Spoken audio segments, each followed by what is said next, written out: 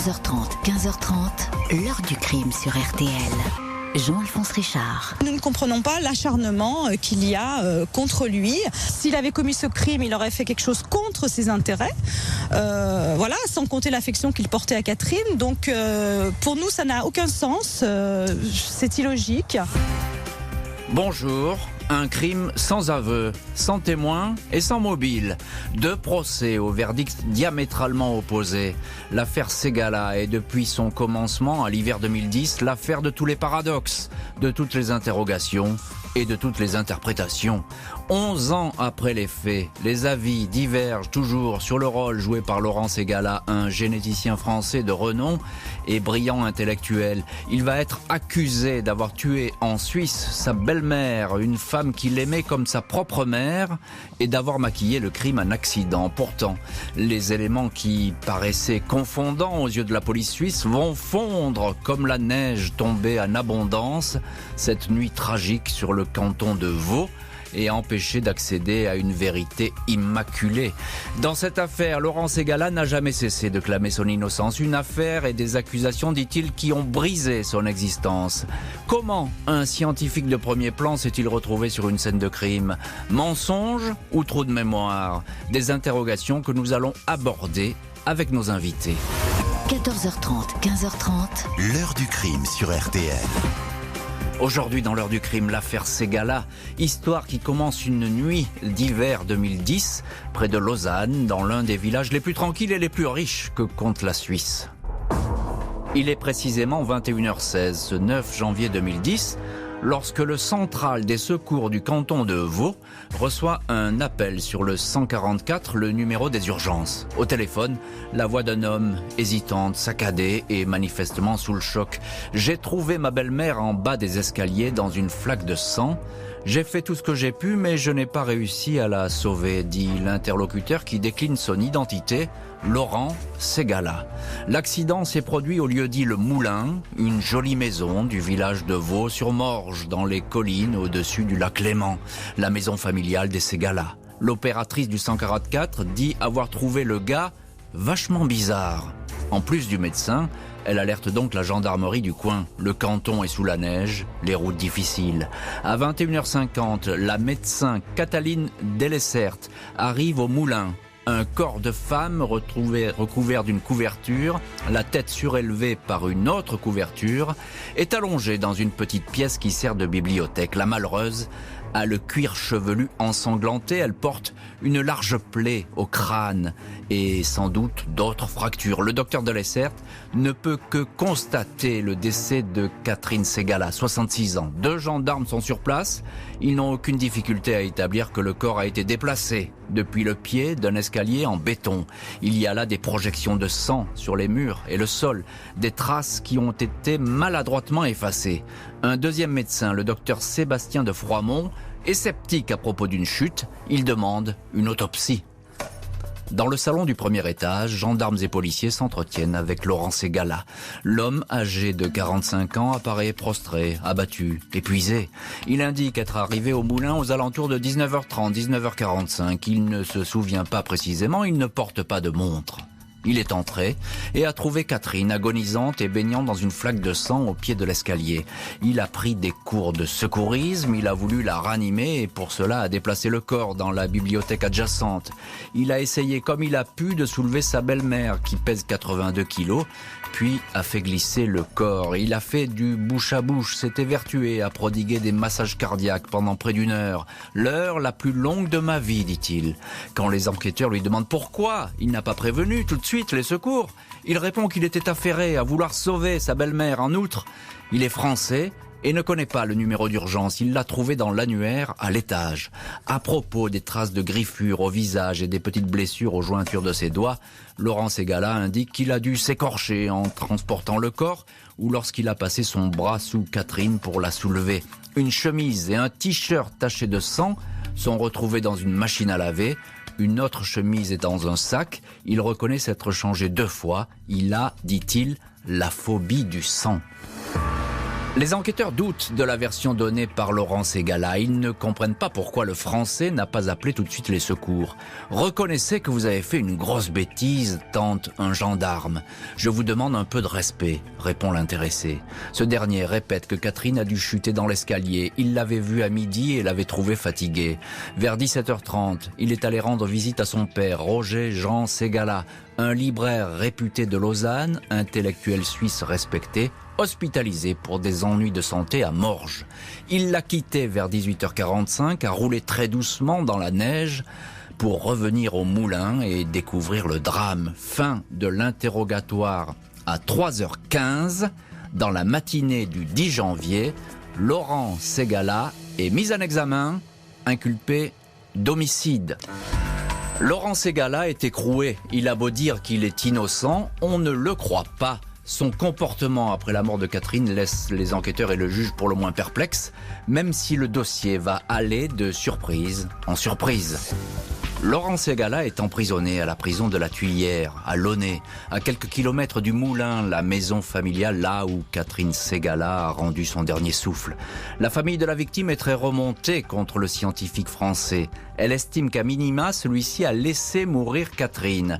Si les secours avaient été prévenus tout de suite, elle aurait été sauvée, dit son beau-frère. Laurent se joue de la justice, ajoute l'une des deux sœurs de Catherine. Leur avocat, maître Jacques Barillon, s'interroge, tout comme l'accusation, sur le temps qu'il a mis pour appeler le 144. 3 quarts d'heure se seraient écoulés entre la fin du bouche à bouche et des massages cardiaques et ce coup de fil salvateur. Ségala est incapable de se souvenir de la succession des événements, comme s'il était entré dans un trou noir. Son père, le libraire Roger Jean Ségala, de plus en plus malade, est brisé par ce drame, mais il ne croit pas une seconde à la culpabilité de son fils. Laurent, qui s'apprêtait à reprendre les rênes du commerce familial après avoir laissé tomber son emploi de généticien au CNRS de Lyon, Laurent avait d'excellents rapports avec Catherine. Elle l'aimait comme un fils et lui comme sa propre mère. Aucun conflit, notamment financier, n'avait éclaté autour de la librairie. Tout le monde se réjouissait de cette passation de pouvoir. Roger Jean Ségala confirme encore que son fils a la phobie du sang. C'est pour cela qu'il s'est changé 2 fois et a essuyé, comme il le pouvait, les éclaboussures.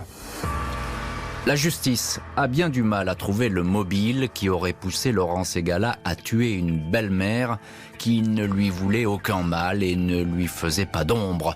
Le rapport du professeur Patrice Mangin, le légiste le plus en vue en Suisse, maintient pourtant que la chute ne suffit pas à expliquer la blessure au crâne de la victime. Catherine aurait été frappée avec un objet contondant. De l'ADN du suspect a été trouvé sous les ongles de la victime, ce qui expliquerait les griffures qu'il porte, des griffures de défense. De l'ADN de Catherine est également sous les ongles de Laurent, qui l'aurait agrippé. Le généticien est incapable de dire d'où viennent ces griffures. Il évoque les bagues de la victime qui auraient pu l'égratigner, ou encore une relation sexuelle avec sa compagne, explication qu'il aurait donnée sous la pression policière lors des interrogatoires. Dans tous les cas de figure, Laurent Ségala reste emprisonné. À ses visiteurs et avocats, il est incapable de livrer le film exact de ce qu'il a fait le 9 janvier 2010 au Moulin, une parenthèse en plein brouillard. Plus d'1 an après le début de l'affaire, 11 février 2011, la défense de Laurent Ségala fournit un rapport qui change tout. La docteure Dominique Lecomte, patronne de l'Institut médico-légal de Paris, a été missionnée pour étudier le dossier. Elle s'est rendue sur place. Ses conclusions contredisent le premier rapport. La légiste indique que la plaie à la tête n'a pas été causée par un objet contondant, mais par une marche ébréchée de l'escalier en béton. Catherine Ségala souffrait d'une pathologie cardiaque. Elle aurait subi une attaque vers 17h, 3 heures après son dernier repas. Elle aurait alors chuté dans l'escalier. Son beau-fils n'arrivera que 2 heures plus tard. Absence de plaie, pas de traces de lutte, indique le docteur Lecomte. Les certitudes s'effondrent, mais l'accusation ne veut pas en rester là. Le procureur dégaine un 3e rapport, lapidaire celui-là, signé du professeur portugais Duarte Nuno Vieira, qui conclut, lui, à une violente agression. Dans le doute, le suspect est maintenu en détention. Laurent Ségala va passer 28 mois en détention provisoire avant qu'il ne soit jugé. Procès à l'issue des plus indécises au regard des thèses qui s'affrontent dans le dossier et du comportement déroutant d'un accusé amnésique. 23 mai 2012, Laurent Ségala comparaît devant le tribunal criminel de la Côte, à Renan, près de Lausanne. Le public découvre un homme de 48 ans, grand et sec, les mains en mouvement, la diction précise et posée. D'emblée, il déclare « Je veux dire, avec force, devant vous, que je suis innocent. Les choses sont comme ça, je suis innocent. » L'accusé répète qu'un trou noir entoure toujours cette soirée dramatique. Lui qui se dit soucieux de précision et qui aimerait avancer une vérité scientifique serait contraint de demeurer dans le flou. Il y a des choses dont je me souviens, d'autres que je reconstitue à partir du dossier. Ségala a du mal à convaincre. Ses défenseurs, maîtres Marie-Pomme Moina, Stéphane Ditch et Gilles-Jean Portejoie, volent alors à son secours. Il est évoqué des pistes restées en friche, comme celle d'un rôdeur dans une maison dont la porte n'était pas verrouillée, d'un conflit possible pour les affaires municipales. L'accusation indique qu'une simple altercation entre Laurent et Catherine Ségala, une dispute qui aurait mal tourné, a peut-être entraîné des coups. L'accusé demande à l'audience qu'on le sorte, enfin, de ce cauchemar. Après 8 jours de procès, le procureur Éric Cottier réclame 16 ans de prison contre l'accusé pour un meurtre dont le mobile est introuvable, ce qui ne signifie pas, dit-il, que le meurtre en question n'existe pas. Le procureur cite des rapports d'experts selon lesquels l'intervention d'une tierce personne est très largement possible. L'accusation souligne encore le temps mis par Laurent Ségala, presque 3 heures, pour alerter les secours. Maître Gilles-Jean Portejoie, avocat de l'accusé, demande au tribunal d'avoir le courage de prononcer l'acquittement en l'absence de mobile, de témoignages, de preuves, d'aveux et d'armes. Le 1er juin 2012, le tribunal criminel de Renan estime que l'agression de Catherine Ségala semble avérée, mais malgré le travail des enquêteurs qualifiés d'extraordinaire par le tribunal, les indices ne sont pas suffisants pour conclure à la culpabilité du généticien français. Le doute profite donc à l'accusé. Il est acquitté. Laurent Ségala vacille dans le box et doit alors se rasseoir. Fin du cauchemar pour Laurent Ségala, fin provisoire puisque 1 mois et demi après, le procureur général du canton de Vaud fait appel de ce verdict. Il y aura donc un deuxième procès. Ce jeudi 29 novembre 2012, 5 mois après le premier procès, l'accusation est bien décidée à faire feu de tout bois pour obtenir la condamnation de Laurent Ségala devant la cour d'appel pénale du canton de Vaud. Le ton est donné dès l'ouverture de l'audience. Le procureur général Éric Cottier annonce qu'il demandera l'arrestation de l'accusé si celui-ci est reconnu coupable. Le magistrat compare l'acquittement à un roman de gare. Il décrit Ségala comme un meurtrier qui possède beaucoup de sang-froid et insiste sur son haut niveau de dangerosité. Procès express. Après seulement 4 heures de plaidoirie, l'audience est suspendue. Le verdict sera rendu dès le lendemain. Laurent Ségala, présent, a écouté les uns et les autres de façon détendue. Ses avocats lui avaient obtenu un sauf-conduit pour cette première journée de procès, histoire de prévenir toute interpellation. Vendredi 30 novembre, le siège occupé par Laurent Ségala reste vide. Le généticien est resté en France, à Thonon-les-Bains, où il réside la plupart du temps. Dans le doute, et en l'absence de sauf-conduit délivré par les autorités, ses avocats ont préféré qu'il reste de l'autre côté de la frontière. À 16h, le président Marc Pelé rend le verdict de la cour. Celui-ci reprend en fait point par point les arguments de l'accusation. Les causes du décès ne sont pas accidentelles, indique le magistrat. Laurent Ségala est sans aucun doute l'auteur de graves lésions infligées à la victime. Il a altéré la scène de crime pour faire croire que la mort était accidentelle. La cour affirme que Ségala était conscient de l'issue mortelle. Il est condamné à 16 ans de prison, peine qui sera ensuite ramenée à 14 ans pour un vice de forme. Bénédicte, la compagne de l'accusé, est scandalisée. Elle confie au point.fr « Tout était préparé d'avance, il fallait que Laurent soit coupable ». Laurent Ségala ne reviendra pas à Lausanne où il serait immédiatement arrêté. La Suisse n'a d'autre recours que de se lancer dans une bataille procédurale pour récupérer cet homme qu'elle considère désormais comme coupable. Depuis une dizaine d'années, Laurent Ségala, citoyen français domicilié en France, échappe ainsi aux autorités suisses. Celles-ci ont tout mis en œuvre pour qu'il soit incarcéré dans une prison du canton de Vaud. Elles ont lancé un mandat d'arrêt international, mais la France n'a pas donné suite. Le pays n'extrade pas ses nationaux. Elles ont ensuite formulé une demande d'incarcération sur le sol français de l'intéressé. Une nouvelle fois, Paris a fait la sourde oreille. Il a même été question de demander à la France un nouveau procès sur son sol, mais cette éventualité a été écartée. La Suisse n'a pas eu gain de cause, pas plus d'ailleurs que Laurent Ségala et ses avocats devant la Cour européenne des droits de l'homme. Le plaignant dénonçait le procès en appel, expédié en 4 heures et considéré comme inéquitable.